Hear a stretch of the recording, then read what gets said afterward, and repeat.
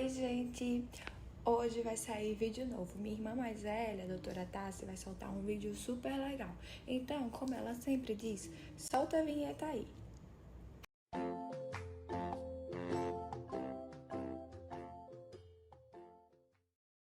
Oi, oi, oi, oi, oi, oi. Gente, vocês viram a minha irmã? Minha cara mais nova, né? Menina igual que nem. Como ela disse, hoje tem vídeo novo no Doutora Tassi. E o vídeo de hoje vai ser sobre convívio com animais. E aí? Né? Vamos ensinar para vocês como escolher o animal, como proceder no convívio, se é bom ou não é. Então, se você tem um filho que é maiorzinho e entende sobre isso e você não quer ter animal em casa de estimação, não deixa ele ver esse vídeo, tá? Vou logo avisando. A pergunta que não quer calar: a convivência com animais de estimação traz benefícios? E aí? Sim! A neurociência explica que quanto mais estímulos ao cérebro a gente tiver, mais conexões neurológicas vão se formar. Então, é muito importante porque a atividade que a criança tem, né, o entrosamento que ela tem com o pet faz com que haja um desenvolvimento motor muito legal e aperfeiçoamento desse desenvolvimento motor da criança. A criança fica mais desenvolvida. Ajuda também nas atividades, né? Atividades físicas que a criança pode fazer. Outra coisa que ajuda também é a criança sentir empatia. A criança tem uma natureza egoísta. É meu, é meu, é meu. Principalmente o filho único, né? Por isso que tá tanta arenga quando começa o colégio. E a criança que tem um cachorrinho ou um animal, eu falo cachorrinho porque eu tenho um, tá, gente? Mas a criança que tem um pet, ela começa a entender que a vontade do pet, que ele é um ser vivo, que ele tem as suas vontades. Então, ajuda muito nessa parte da criança ver o lado do próximo, tá? Também ajuda a aprender a linguagem não verbal. Vou dar um exemplo. Minha Kate, eu vou mostrar a foto dela depois pra vocês. Ela, quando vê a coleira, ela fica louca. Ela sabe que vai passear. Então, ajuda a criança a identificar isso. Quando o animalzinho dele quer fazer alguma coisa, ou quando vê, associa, e ele começa a dizer, ele tá vendo a coleira porque ele quer passear. Então, aperfeiçoa essa linguagem não verbal.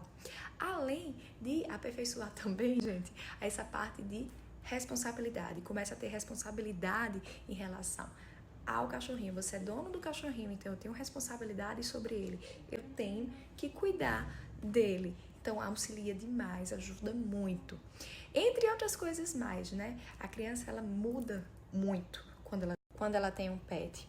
Ela aprende, já que os animais de estimação, eles vivem menos que a gente, elas aprendem sobre vida, que chegou, sobre reprodução, né? Ele teve outros animaizinhos, teve seus filhotes, sobre aborto também, porque infelizmente eles morrem antes da gente, mas a criança, ela começa a amadurecer, a palavra é essa. Lembrando também, agora o adendo, né, que os pets, a gente tem que ter cuidado, então tem que ter responsabilidades, alguns precisam de mais cuidados do que o outro, precisa ir ao veterinário, alguns regularmente, outros não, de banho, de alimento, então assim, precisa de passeio, então é uma responsabilidade maior, então a gente tem que ficar ciente que não é só dar o pet e acabou, né? Você, pai, tem que ficar em cima, não pode deixar as crianças menores sozinhas porque eles não têm nenhuma maturidade para isso, né? As crianças menores. As crianças maiores já têm uma maturidade.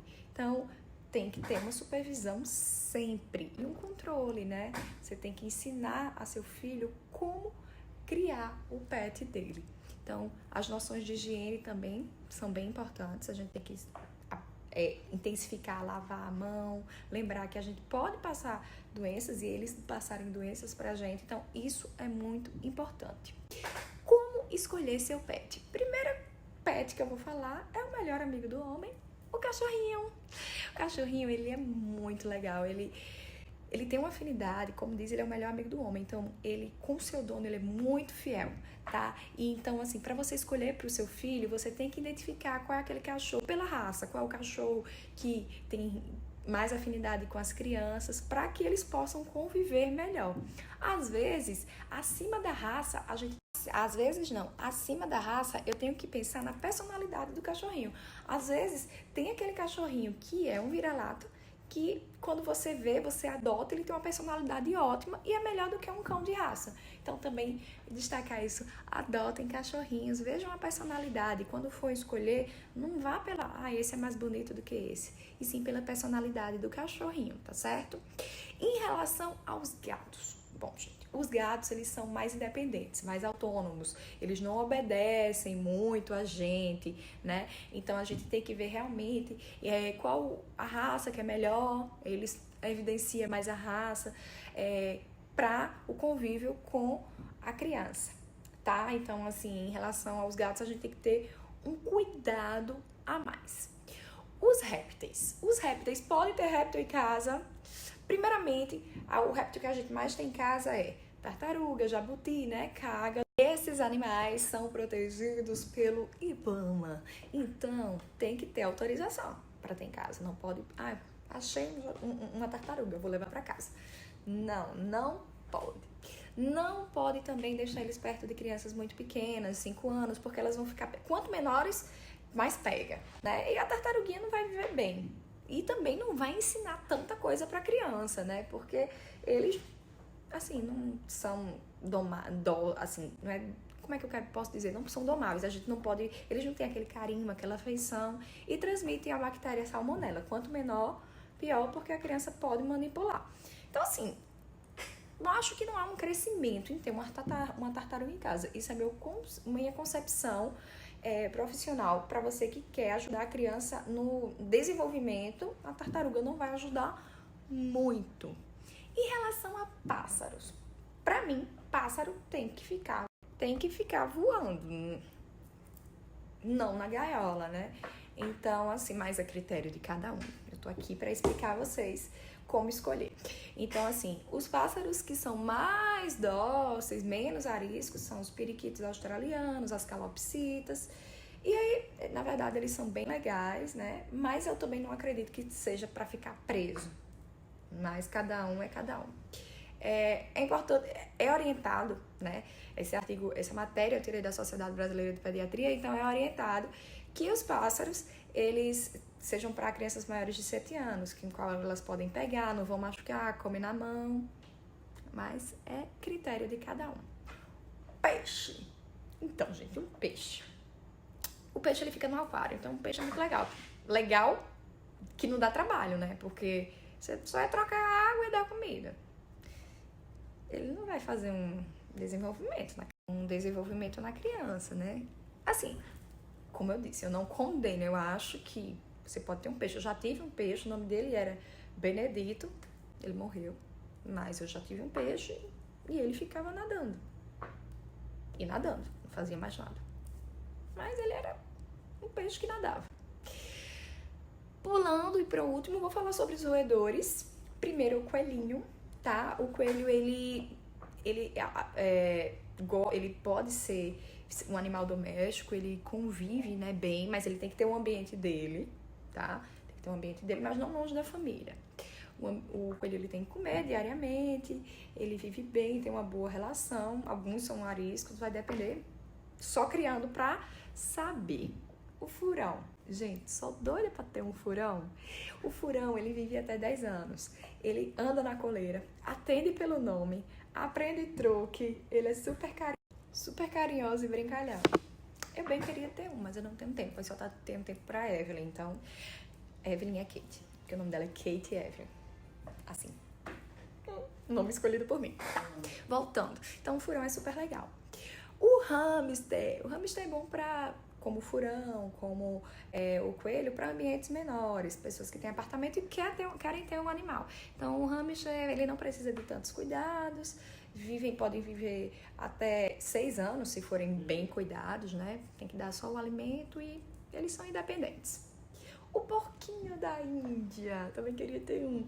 Porque o da Índia ele é tão dócil, tão legal, convive com humanos tranquilamente, se adapta, né, aos humanos e vive até, assim, pode viver até 8 anos.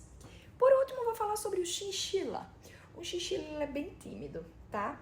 Tem hábitos noturnos, então para desenvolver com uma criança é mais difícil. Mais difícil porque à noite a criança dorme, né? Então eles têm hábitos noturnos. Não ligam com cheiro nem com barulho, mas são muito sensíveis a calor e a ruídos. Bom, gente, falei dos roedores, répteis, falei de passarinhos, do peixe, gato e o meu favorito, cachorrinho. Foi uma opinião para vocês como os animais de estimação ajudam seu filho. Então a gente sabe hoje que ajuda o desenvolvimento neurológico, ajuda nas atividades, ajuda a criança a crescer, né? E vimos quais os animais que são mais orientados a se ter em casa, né? E também aqueles que não são, né? Segundo a minha opinião e segundo a opinião do artigo. Mas espero que vocês tenham gostado e adotem um bichinho de estimação, é tão bom. Eles também têm sentimentos, como vocês viram, e ajuda muito na criança. E também vocês vão ver, todo mundo fala, eu não faço isso com cachorro, mas quando você tem um pet, tudo muda na sua casa. Você aprende a amar um bichinho que você achou que nunca iria amar. Então assim, se você gostou do vídeo, pode fazer perguntas por direct, tá? E faz um likezinho lá no YouTube, o canal, tá? Eu vou colocar o canal aqui. Esse vídeo vai ficar no IGTV, nos destaques e no YouTube. Um beijão pra vocês. Tchau, até mais.